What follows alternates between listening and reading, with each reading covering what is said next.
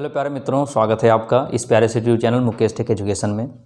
आज हम लोग क्लास 12th का इसके आगे हम लोग पढ़ रहे थे वैद्युत आवेशता क्षेत्र, ठीक है, जिनमें से हम लोग ये जाने थे कि आवेशन कैसे होता है, ठीक है, ये हम लोग समझ लिए थे। तो आज का जो टॉपिक है आपके लिए बहुत इंपॉर्टेंट है, यानी इस चैप्टर का सबसे one of the most important topic क्या है आपका, कूलाम का नियम, ठीक है। अब यहाँ से धीरे धीरे आपका ये चैप्टर में डेरिवेशन स्टार्ट हो चुका है, यानी अब यहाँ से आपको डेरिवेशन मिलना स्टार्ट हो जाएगा, ठीक है। तो ये आपके जो डेरिवेशन आप देख रहे हो, ये जो नियम है कूलाम का नियम, ये आपकी परीक्षा से बहुत ही महत्वपूर्ण यानी आईएमपी टॉपिक है ये, जो आपके परीक्षा में काफ़ी बार पूछा जा चुका है, ठीक।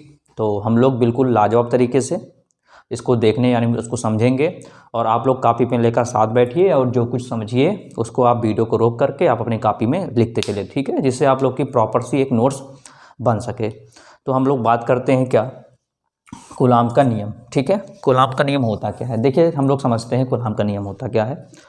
इससे पहले हम लोग क्या जाने थे कि अगर दो आवेश हैं, इसके पहले वाले लेक्चर आप लोग देख लीजिए जाकर, ठीक है। ये लेक्चर देखने से पहले आप लोग पुराना लेक्चर देख लीजिए, जहाँ पर आपको आवेश के बारे में समझाया गया क्या होता है, ठीक है। तो हम लोग जानते हैं कि यदि कोई दो आवेश होता है और वो समान होता है, यानी समान परिमाण और समान प्रकृति होते हैं, तो उनमें क्या होता है, प्रतिकर्षण होता है।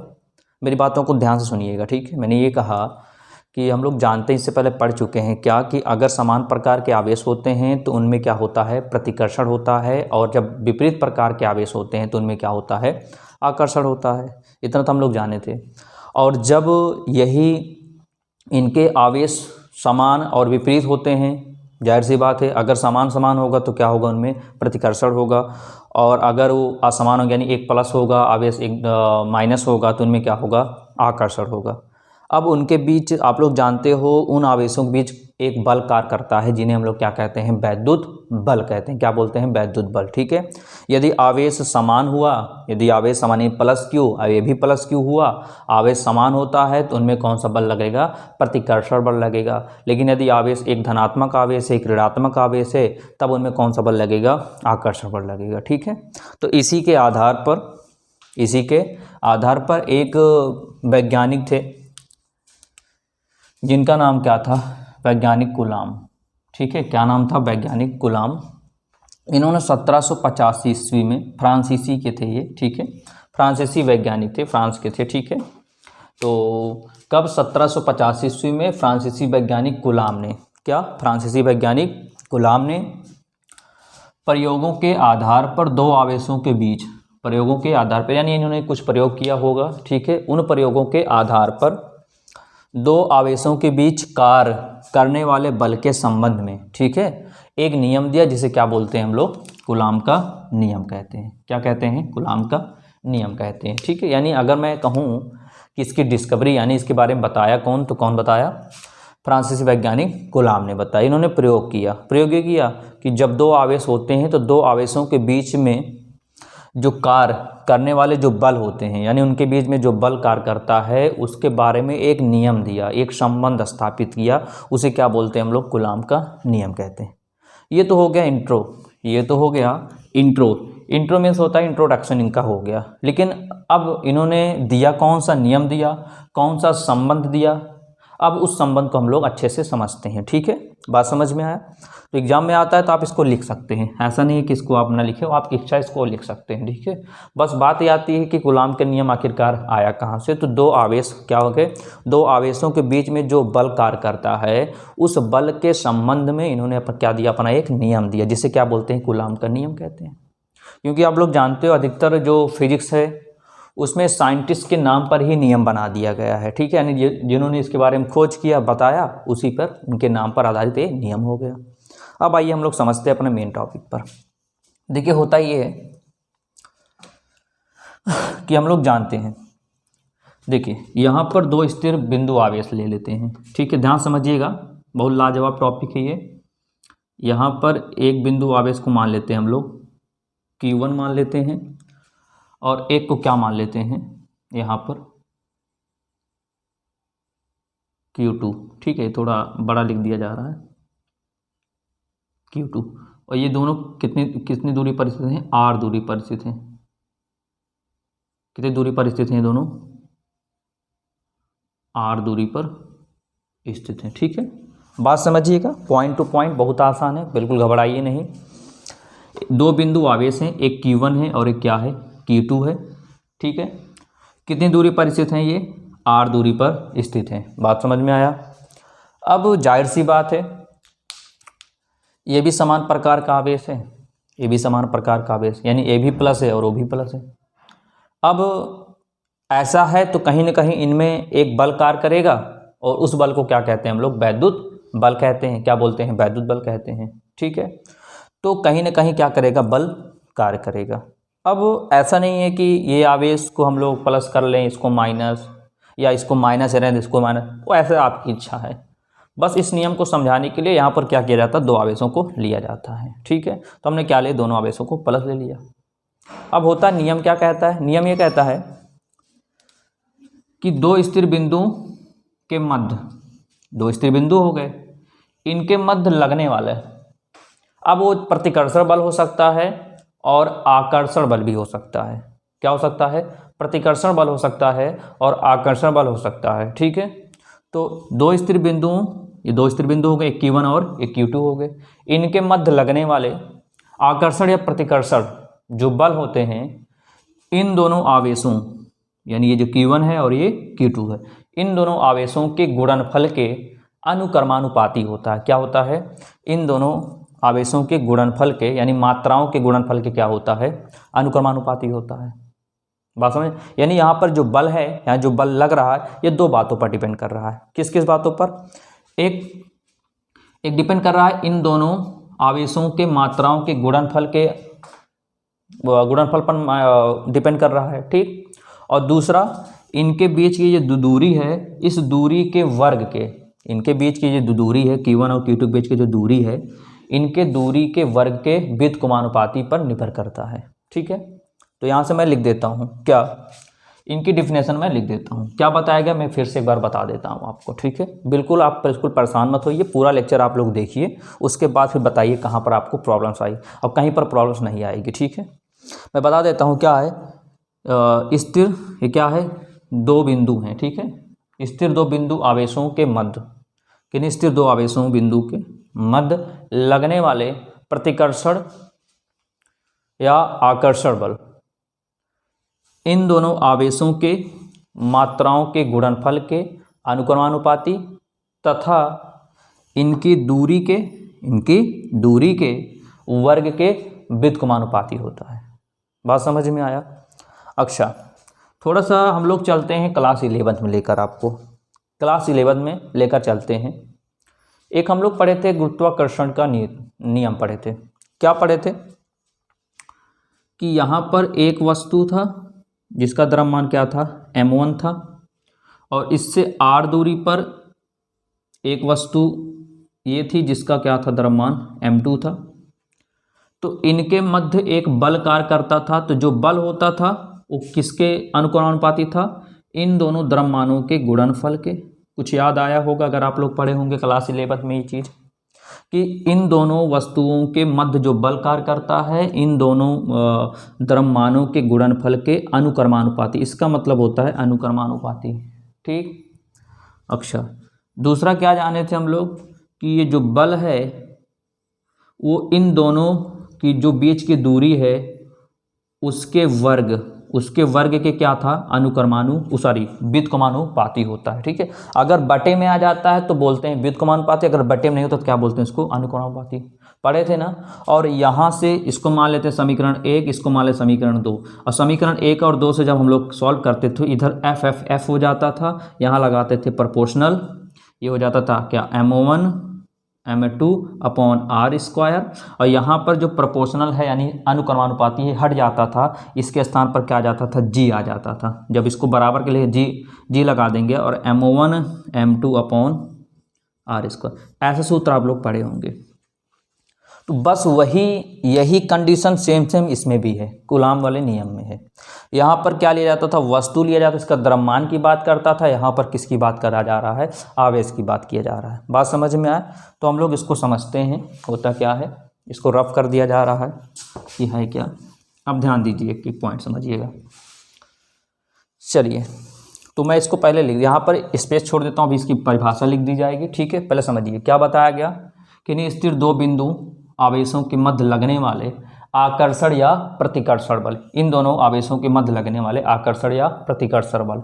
तो हम लोग लिख दिए क्या यहाँ पर, एफ मतलब फोर्स हो गया।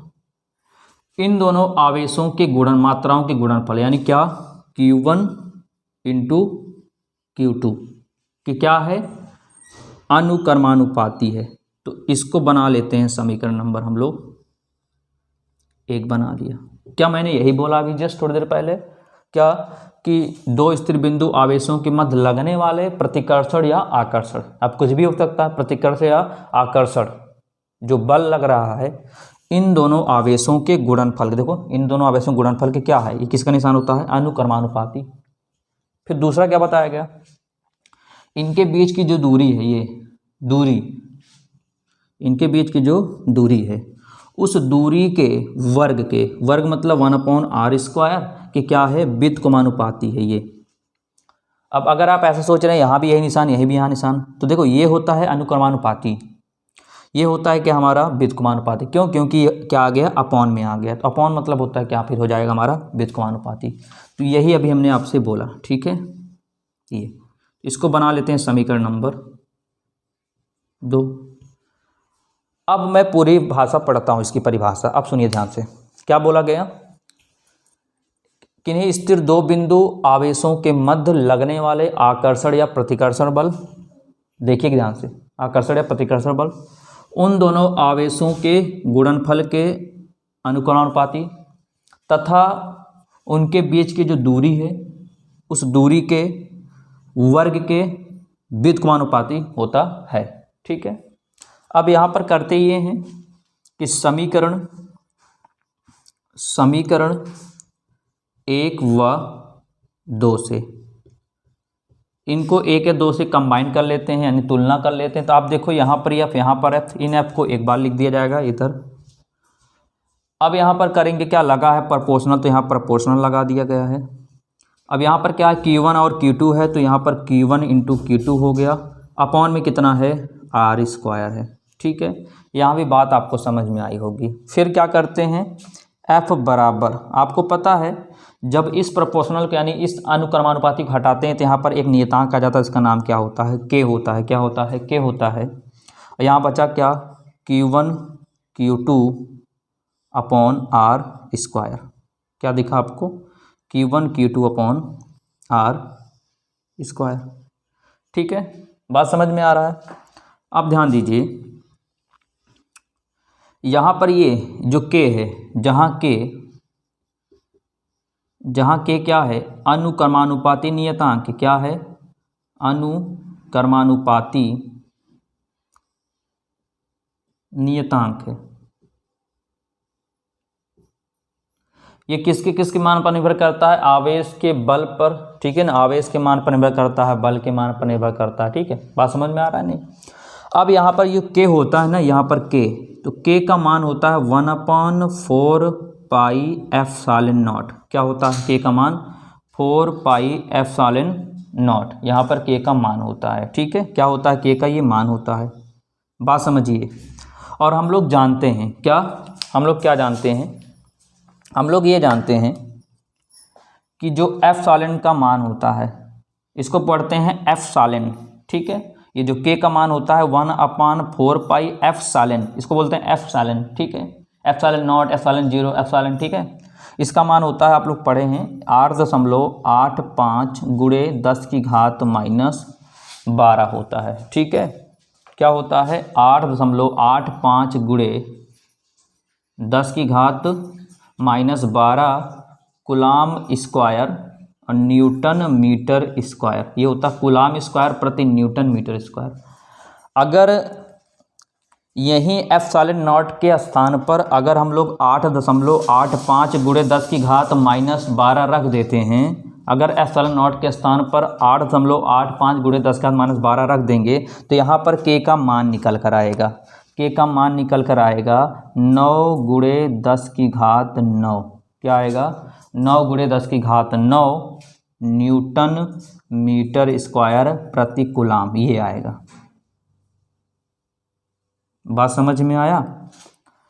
फिर से समझिए क्या था, एफ प्रोपोर्शनल Q1 Q2 था, दूसरा एफ प्रोपोर्शनल 1/r² था। समीकरण 1 और 2 से इसका बायां पक्ष हो गया, फिर प्रोपोर्शनल हो गया Q1 Q2/r² हो गया। जब इसको हटाएं क्या लगा देंगे के, और के होता क्या है, अनुक्रमानुपाती नियतांक होता है, ठीक है।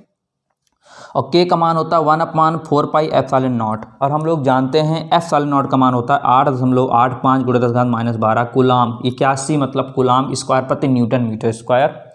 और अगर हम इसकी वैल्यू यहीं पर रख देंगे, यानी कि आप 4π इंटू ε0 की वैल्यू यहाँ पर 8.85 × 10⁻12 रख देंगे, उसको सॉल्व करेंगे, यानी पाई की वैल्यू 3.4 रख देंगे, 4 है ये, गुणा करेंगे, जब सॉल्व करेंगे तो यहाँ पर कितना आएगा, 9 × 10⁹ बात समझ में आया? अब आप इतना परेशान मत होइए कि क्या क्या आपको लिखना है, अभी मैं पूरा बताकर आपको बता देता हूँ कि क्या क्या आपको एग्जाम में अगर आ गया तो कैसे कैसे क्या क्या लिखना है, ठीक है। बिल्कुल आप हेडेक मत रखिए। अब करते ये हैं, तो यहाँ पर जो आया f = अब हम चाहिए तो k की जगह पे हम लोग लिख सकते हैं क्या, 1/4πε0, फिर क्या दिखा, Q1 Q2/r²। एक हम लोग इसको लिख सकते हैं, ठीक है। अगला क्या, f = 1/4πε की वैल्यू कितनी है, k है, और k का मान कितना आया है, 9 × 10⁹ बात समझिएगा। ये पूरा k ही तो है, ये देखो k ही तो है, और k का मान कितना आया है, 9 × 10⁹, तो यहाँ पर लिख सकते हैं 9 × 10⁹, और क्या लिखा है आगे, Q1 Q2/r², और क्या यहाँ से हो गया, न्यूटन। ये बात समझ में आया, कोई प्रॉब्लम नहीं आई होगी, ठीक है। और यही नियम क्या कहलाता है, यही कूलाम का नियम कहलाता है। यही जो संबंध दिए थे, ये कूलाम जो थे यही संबंध दिए थे, ये क्या कहलाता है, कूलाम का नियम, ठीक है। यही कूलाम का नियम कहलाता है, ठीक है। अब देखिए, अब पहले इसकी डिफिनेशन हम लिख देते हैं यहाँ पर, तब आपको पूरा एक बार फिर से हम रिवीजन करवाते हैं, ठीक है। देखिए प्यारे विद्यार्थियों, हमने लिख दिया है, देखो वही जो अभी मैंने पढ़ा यहाँ पर बताया वही लिख दिया गया है कि दो स्थिर बिंदु आवेश, ये दो स्थिर बिंदु आवेश हो गए, उनके बीच लगने वाला आकर्षण या प्रतिकर्षण बल, अब आकर्षण लगे प्रतिकर्षण लगे, ठीक है। बल दोनों आवेशों के मात्राओं, यानी ये Q1 और Q2 दोनों आवेशों के मात्राओं के गुणनफल, ये देखो गुणनफल के अनुक्रमानुपाती तथा उनके बीच के दूरी, ये जो दूरी है इसके वर्ग के, देखो दूरी के वर्ग के क्या है, व्युत्क्रमानुपाती होता है, ठीक है। बात समझ में आया? अब करेंगे क्या, अगर एग्जाम में आता है तो कैसे लिखेंगे, आप कूलाम का नियम लगाएंगे, उसके बाद अगर लिखना है इसको आप इसको लिखिएगा, उसके बाद ये चित्र नहीं आप बनाइए ना बनाइए, वो ऐसा कोई है नहीं कि ज़रूरी कि आप चित्र को बनाइए, ठीक है। बस चित्र आपको समझाने के लिए था बस। हाँ, ये होता है कि अगर चित्र आप बना लेते हैं तो लिखने का तरीका आपको पता चल जाता है, ठीक है। और अगर आपको सूत्र याद है तो सूत्र के द्वारा हम लोग पूरी परिभाषा बना सकते हैं। क्या था कि दो बिंदु आवेश था, उनके बीच लगने वाले आकर्षण या प्रतिकर्षण बल, उन दोनों आवेशों के गुणनफल के क्या होते हैं, अनुक्रमानुपाती, तथा उनके दूरी के वर्ग के व्युत्क्रमानुपाती। हो गया, काम खत्म हो गया। अब उसके बाद फिर क्या लिखना है, आपको लिखना है f प्रोपोर्शनल Q1 Q2। अब इक्वेशन नंबर इसको 1 बना सकते हैं, फिर f proportional 1/r², question number 2। अब समीकरण 1 और 2 से इतना लिखिएगा, यहाँ पर f प्रोपोर्शनल Q1 Q2/r², इसको हटाएंगे, यहाँ k लगा देंगे, इतना आ जाएगा। और k क्या होता है, अनुक्रमानुपाती नियतांक होता है, ठीक है। और जहाँ पर k का मान कितना होता है, 1/4πε, ठीक है, ε होता है, ठीक है। और ε वैल्यू कितनी होती है, 8.85 × 10⁻12 कूलाम स्क्वायर प्रति न्यूटन मीटर स्क्वायर होता है, ठीक। और यहाँ पर अगर यहाँ पर ε मान इतना रख देंगे हम लोग तो हमारा कितना आ जाएगा, 9 × 10⁹। तो जहाँ पर k है चाहे इतना लिखिए, जहाँ पर k है चाहे इतना लिखिए, ठीक है। तो आपको अगर प्रॉब्लम आती है तो आप एग्जाम में इसको अगर नहीं लिखते हैं, ये वाला यहाँ पर अगर, तो कोई प्रॉब्लम नहीं है, आप इसको दिखा देंगे यहाँ पर, जहाँ पर k क्या है, अनुक्रमानुपाती नियतांक है, उसके बाद यहाँ पर लिख देंगे k का मान कितना होता है 9 × 10 की घात 9, और जहाँ पर k है वहाँ पर क्या लिख देंगे 9 × 10 की घात 9। बस इतना ही लिखना है आपको। बात समझ में आया? और यही क्या कहलाता है, हमारे कूलाम का नियम कहलाता है। ठीक है, बात समझ में आ रहा है? बस होता ये है कि न्यूमेरिकल्स लगता है कैसे है, वहाँ पर Q1 दे देगा और Q2 दे देगा और R दे देगा, आपसे क्या पूछ लेगा, F का मान पूछ लेगा। ठीक, लेकिन वहाँ पर ये k का मान नहीं दिया रहा है। k का मान आपको हमेशा माइंड में आपके सेट होना चाहिए कि 9 × 10 की घात 9 होता है। बात समझ में आया? तो उम्मीद करते हैं आपको आज का सेशन अवश्य समझ में आया होगा, कहीं पर भी प्रॉब्लम्स नहीं आई होंगी। ठीक है, क्योंकि विधिवत तरीके से आपको सब कुछ बताया गया है। हाँ, अगर कहीं पर प्रॉब्लम्स हो रही होंगी तो इसका मतलब आप इसके पहले लेक्चर नहीं देखे हैं। पहले लेक्चर देख लेंगे तो जहाँ पर आपको आवेश के बारे में समझाया गया वहाँ पर आप उसको समझ सकते हैं कि कब प्रतिकर्षण होता है, कब आकर्षण होता है। ठीक है, तो ऐसे ही अगर और भी वीडियो आपको चाहिए तो अगर अभी तक चैनल से हमारे नहीं जुड़े होंगे तो चैनल को सब्सक्राइब करके चैनल से हमारे जुड़ जाइए। ठीक है, तो कल हम इसके आगे मुलाकात करेंगे। ठीक है, जिनमें हम लोग इसका सदिश निरूपण देखेंगे। ठीक है, और इस कूलाम के नियम को हम लोग गणितीय रूप भी कहते हैं। ठीक है, क्योंकि मैथमेटिकल कॉन्सेप्ट लगा है ना, इसको हम लोग गणितीय रूप भी कहते हैं। ठीक है, तो IMP क्वेश्चन आप इसको अच्छे से रिवीजन करिए। अगर कहीं पर प्रॉब्लम्स आती है तो नीचे कमेंट बॉक्स में अपने डाउट को मेंशन कीजिए, हम आपके डाउट को पढ़ें और समझें और उसको रीड कर सकें, जिससे हम आपके डाउट्स को क्लियर कर सकें। ठीक है, तो तब तक मिलते हैं कल, फिर एक मुलाकात करेंगे आप लोग से एक इसके आगे वाले लेक्चर पे। तब तक लिए नमस्कार।